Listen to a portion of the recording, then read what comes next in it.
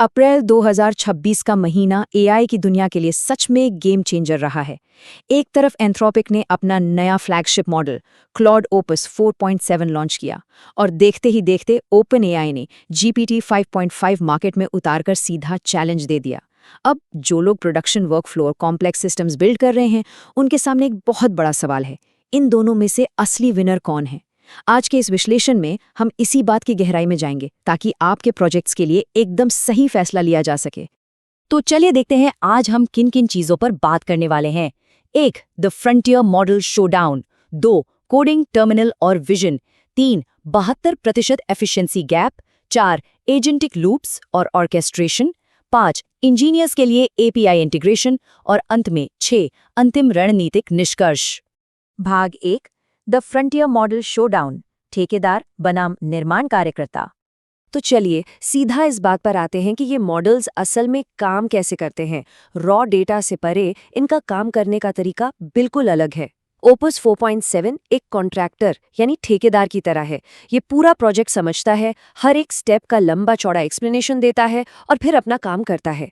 दूसरी तरफ जीपीटी 5.5 एकदम कंस्ट्रक्शन वर्कर की तरह है, बेहद तेज, बिना किसी फालतू बातचीत या टिप्पणी के सीधा पॉइंट पर आकर सटीक कोड लिखता है।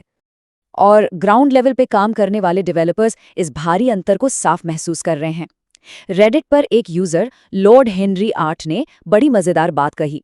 उन्होंने लिखा कि 4.7 के साथ काम करना ऐसा है जैसे कोई बहुत ही शानदार सहकर्मी हो, लेकिन उसने काम के बीच में शराब पीना शुरू कर दिया हो, यानी वो बहक कर बहुत ज्यादा बोलने लगता है। जबकि 5.5 इसके मुकाबले तेज, सक्षम और एकदम डिटेल ओरिएंटेड लगता है। भाग 2, कोडिंग, टर्मिनल और विजन, कहाँ कौन सा मॉडल जीतता है। अब जरा हार्ड नंबर्स पर नजर डालते हैं कि ये कॉन्ट्रैक्टर और वर्कर असली टेस्ट में कैसा परफॉर्म करते हैं, और ये डेटा बिल्कुल साफ कर देता है कि दोनों की खासियत क्या है। SWE बेंच प्रो को देखिए, जहां कॉम्प्लेक्स सॉफ्टवेयर इंजीनियरिंग की बात आती है, वहां क्लॉड ओपस 4.7 ने 64.3% के साथ बाजी मार ली। लेकिन जैसे ही हम टर्मिनल बेंच 2.0 पर आते हैं, जहां सर्वर सेटअप और डेवऑप्स का काम होता है, वहां जीपीटी 5.5 ने 82.7% के जबरदस्त स्कोर के साथ क्लॉड को काफी पीछे छोड़ दिया है। अब आते हैं विजुअल रीजनिंग पर। चार्जेवीव एक ऐसा बेंचमार्क है जो चेक करता है कि मॉडल जटिल वैज्ञानिक चार्ट्स और तकनीकी डायग्राम्स को कितनी अच्छी तरह समझता है। बिजनेस के नजरिए से सोचिए, अगर आपको हाई रेजोल्यूशन फाइनेंशियल डॉक्यूमेंट्स या डेंस विजुअल डेटा का विश्लेषण करना है, तो ये क्षमता आपके सिस्टम के लिए कितनी अहम हो जाती है। और यहाँ क्लॉड ओपस 4.7 का स्कोर 82.1%। ये कोई छोटा नंबर नहीं है। अपने पिछले वर्जन के मुकाबले इसने सीधे 13 पॉइंट की छलांग लगाई है। एंथ्रोपिक ने सच में अपने इमेज रेजोल्यूशन गेम को अपग्रेड किया है। दिलचस्प बात यह है कि जीपीटी 5.5 ने अभी तक इस बेंचमार्क पर अपने स्कोर्स पब्लिश ही नहीं किए हैं। तो फिलहाल दस्तावेजों और विजुअल्स के मामले में क्लॉड स्पष्ट रूप से आगे नजर आता है। भाग 3, 72% एफिशिएंसी गैप, वह गणित जो मायने रखता है। अब उस चीज की बात करते हैं जो असल में किसी भी प्रोजेक्ट को मेक या ब्रेक कर सकती है, आपका बजट। जरा इस डेटा को देखिए। एक ही कोडिंग टास्क के लिए जीपीटी 5.5 क्लॉड के मुकाबले 72% कम आउटपुट टोकन्स खर्च करता है। जी हाँ, 72%। जैसा हमने पहले कहा, क्लॉड की आदत है हर चीज को विस्तार से समझाने की, और एपीआई की दुनिया में आउटपुट टोकन्स महंगे होते हैं। उसकी आदत एक बहुत भारी एक्स्ट्रा कॉस्ट बन जाती है। तो असली मुद्दा ये है कि जब आप अपने ऑपरेशंस को स्केल करते हैं तो इसका क्या असर होता है। इस टेबल को देखिए।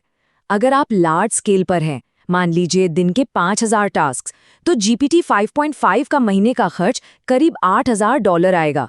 लेकिन वहीं ओपस 4.7 का खर्च $28,000 तक पहुंच सकता है।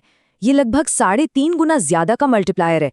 तो जब स्केलेबिलिटी की बात आती है तो आप इस फर्क को बिल्कुल इग्नोर नहीं कर सकते। भाग 4, एजेंटिक लूप्स और ऑर्केस्ट्रेशन, लंबे प्रोजेक्ट्स का प्रबंधन। पैसों से आगे बढ़कर अगर हम टेक्निकल साइड देखें तो एक सवाल दिमाग में आता है, एक बहुत लंबे कोडिंग सेशन के दौरान असल में होता क्या है। जब एआई बिना रुके दर्जनों टूल्स इस्तेमाल करता है तो उसे अपना ही पुराना आउटपुट याद रखना होता है। अगर क्लॉड की तरह मॉडल बहुत ज़्यादा लिखता है तो उसका कॉन्टेक्स्ट विंडो तेज़ी से भरने लगता है, जिसे हम कॉन्टेक्स्ट रॉट कहते हैं। इससे एआई का फोकस बिगड़ने लगता है। इस चुनौती को दोनों ही मॉडल्स अलग-अलग तरीके से हैंडल करते हैं। क्लॉड ओपस 4.7 एक मजबूत फाइल सिस्टम मेमोरी का इस्तेमाल करता है। ये एक ठेकेदार की तरह नोट्स बनाता है और अपने नए एक्स हाई रीजनिंग लेवल के जरिए लंबे सेशंस में काम को ट्रैक पर रखता है। वहीं दूसरी ओर GPT 5.5 अपनी रॉ पावर पर खेलता है। इसके पास 1 मिलियन टोकन की विशाल कॉन्टेक्स्ट विंडो है, जो 128 के बाद भी बिना किसी रुकावट के डेटा प्रोसेस कर सकती है। भाग 5 इंजीनियर्स के लिए एपीआई इंटीग्रेशन, तकनीकी विवरण। अब थोड़ा सॉफ्टवेयर इंजीनियर्स के नज़रिए से देखते हैं कि एपीआई लेवल पर क्या चल रहा है। क्लॉड ओपस 4.7 आपको कॉस्ट कंट्रोल करने के बेहतरीन टूल्स देता है। सबसे शानदार है टास्क बजट्स, जिससे आप तय कर सकते हैं कि किसी भी टास्क पर कितने टोकन खर्च होंगे। साथ ही प्रॉम्प्ट कैशिंग से आप इनपुट कॉस्ट में 90% तक की भारी बचत कर सकते हैं, और इसका एडवांस नया टोकनाइजर इसे और भी स्मार्ट बनाता है। चलिए अब ओपन एआई की तरफ देखते हैं कि वहाँ डेवलपर्स के लिए क्या फ़ायदे हैं। GPT 5.5 पूरी तरह से स्पीड और वॉल्यूम पर फोकस्ड है। आपको आधी कीमत पर बैच और फ्लेक्स प्राइसिंग मिलती है। अगर रिजल्ट्स जल्दी चाहिए तो 2.5 गुना स्पीड के साथ प्रायोरिटी प्रोसेसिंग भी मौजूद है। लेकिन इसकी सबसे बड़ी खासियत इसकी टोकन एफिशिएंसी है, जो इसे स्ट्रक्चरल टूल यूज और फास्ट ऑटोमेटेड पाइपलाइंस के लिए एकदम परफेक्ट बनाती है। भाग 6 अंतिम रणनीतिक निष्कर्ष, सर्वोत्तम सिस्टम का निर्माण। तो इन सब बातों का निचोड़ क्या है? एक बेहतरीन डेवलपर स्ट्रैटेजी ये नहीं है कि आप किसी एक मॉडल को चुनें, बल्कि असली मजा तब है जब आप एक ऐसा मल्टी मॉडल रूटिंग सेटअप तैयार करें जो दोनों की ताकतों का इस्तेमाल करे। आप क्लॉड ओपस 4.7 से कॉम्प्लेक्स प्लानिंग और आर्किटेक्चर डिजाइन करवाइए, फिर GPT 5.5 को देकर तेजी से सटीक कोड लिखवाइए और टर्मिनल टास्क पूरे करवाइए, और आखिर में वापस क्लॉड से उसे चेक और वैलिडेट करवा लीजिए। ये एकदम परफेक्ट और किफ़ायती कॉम्बो है।